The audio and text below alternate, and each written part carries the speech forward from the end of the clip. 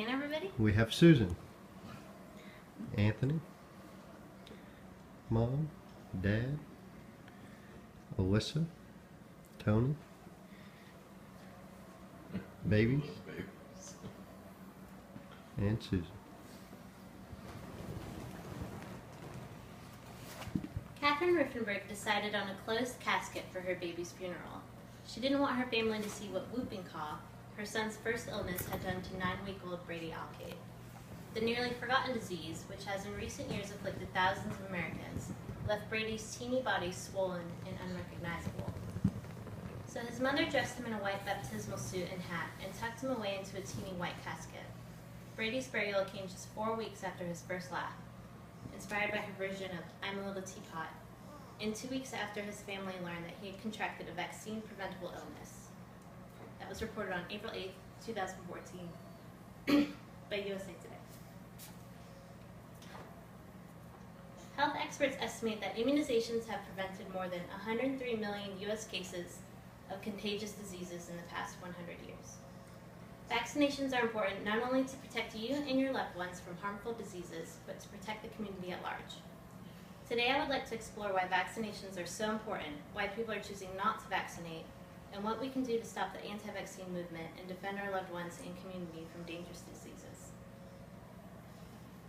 Vaccinations save lives. Vaccines are important for 2 reasons. They prevent the spread of communicable diseases.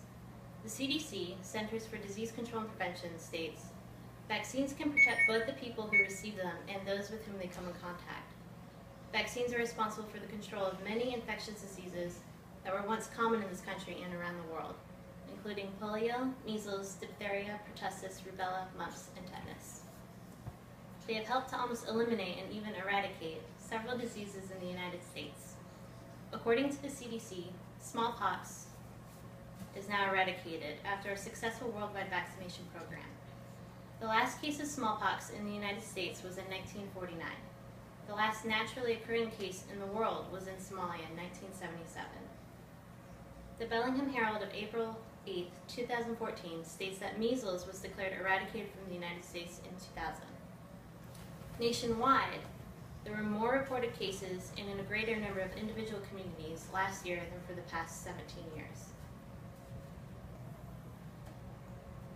If cases of previously thought to be eradicated diseases are increasing, why are people choosing not to vaccinate? People choose not to vaccinate because they either don't have enough information about vaccines or because of misinformation. There is a lack of knowledge about the availability of vaccines and booster shots, and schools and doctors are not doing their part to educate people about their importance. In our earlier story about the death of Brady Alcade, his mother was inoculated years before giving birth to Brady, and later learned that she could have gotten a booster shot during her pregnancy that likely would have saved Brady's life.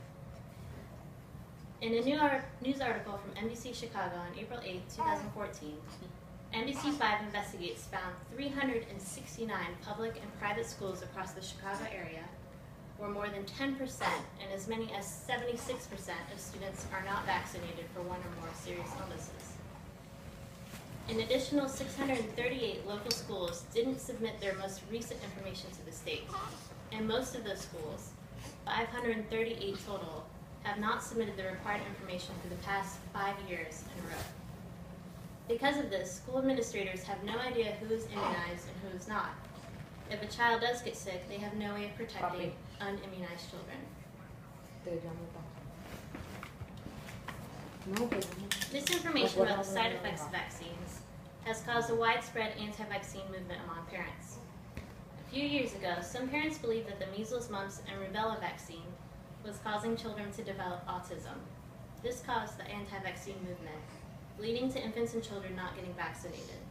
Studies have since disproved the link between vaccines and autism.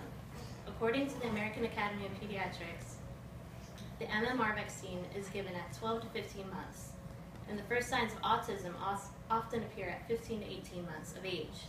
Concerns have been raised about a possible link between the vaccine and the development of autism. Studies conducted in the US and Europe have found no association between the MMR vaccine and autism. So what can we do to help control the spread of diseases? The only way that we can prevent diseases such as whooping cough and measles is to follow the vaccination guidelines outlined by the CDC and to educate the people around us to do the same. The CDC not only has guidelines for children's vaccines, but also for adults. There are a number of vaccinations that the CDC recommends every child get and when to get them. You can find vaccination schedules for infants, children, and teenagers on the CDC website. There's even an adult immunization schedule that includes flu shots, Tdap boosters, HPV, and shingles vaccinations. We need to become involved in educating the people in our lives about the importance of vaccinations. We need to make sure that our parents, our brothers and sisters, our colleagues, our school systems, and everyone else in our communities knows what vaccines do, how they protect us, and why they need to get them. We need to dispel any misinformation about the side effects of vaccinations and ask our neighbors to seek out correct information from the CDC and their doctors. Vaccinations save lives. In the case of Brady Alki, his parents nor his doctors knew how the baby contracted whooping cough. He could have gotten it from anyone that was not immunized and had the virus. His case is a prime example of why children and adults need to keep up with their immunization schedules. If only his mother and the adults around him had gotten their Tdap booster shots, his death would have been prevented. We can prevent future deaths like these by taking advantage of the vaccines available to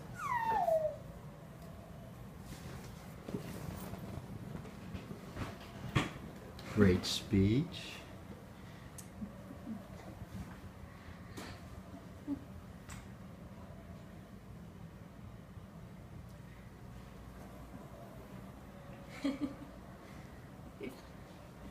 Last baby standing.